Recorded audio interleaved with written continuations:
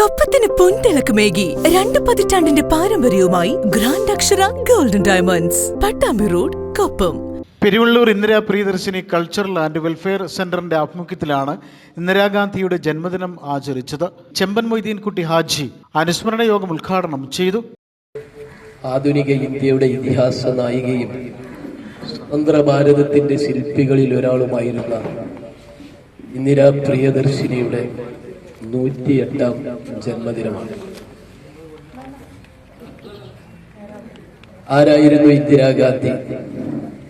എന്തായിരുന്നു അവരുടെ പ്രത്യേകത? അവർ ഈ രാജ്യത്തിന് ചെയ്ത സംഭാവനകൾ എന്തൊക്കെയാണ്? അത് പരിശോധിക്കുമ്പോഴാണ് നമുക്ക് അവരുടെ മഹാവ്യക്തിത്വം നമുക്ക് ബോധ്യമാകുക.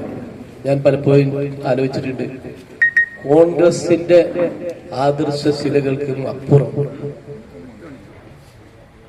ഇന്ത്യയുടെ എല്ലാ നിഖില മേഖലകളിലും, അത് ഈ രാജ്യത്തിന്റെ വികസന രംഗത്ത്, കാർഷിക രംഗത്ത്, വ്യാവസായിക രംഗത്ത്, സൈനിക രംഗത്ത് എന്ന് വേണ്ട നിഖില മേഖലകളിലും വിരൽച്ചാല് പതിപ്പിച്ചുകൊണ്ട് രാജ്യത്തെ അനിതര സാധാരണമായ ശാസ്ത്ര സാങ്കേതിക രംഗത്ത് ഉൾപ്പെടെ അനിതര സാധാരണമായ ഭരണ വൈഭവം കാണിച്ച് ഈ രാജ്യത്തെ ജനങ്ങളെ ഒന്നിച്ചു കൊണ്ടുപോയ സമാനതകളില്ലാത്ത ഒരു ഇതിഹാസ നായികയാണ് പ്രിയപ്പെട്ട ഇന്ദിരാ പ്രിയദർശിനി. MK ഉണ്ണി അനുസ്മരണ യോഗത്തിൽ അധ്യക്ഷത വഹിച്ചു.